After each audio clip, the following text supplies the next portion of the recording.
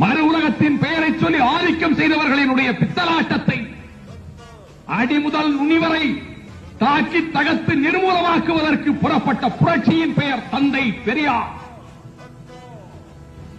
1000 ஆண்டு காலமாக நுழைந்து செலுத்திய ஆரியத்தின் ஆதிக்கத்தை எண்ணி 30 ஆண்டுகளில் முறியடித்து தூக்கி எறிந்த வெற்றி சரித்திரத்தினுடைய பெயர் பேரறிஞர் அண்ணா.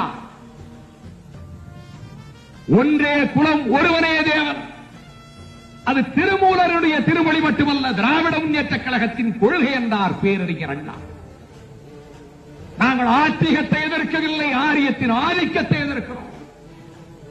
அவனைத்தான் கோவிலிலே குழப்பம் விளைவித்தேன், கோவில் கூடாது என்பதற்காக அல்ல, கோவில் கொடியவர்களின் கூடாரமாக ஆகிவிடக் கூடாது என்பதற்காக.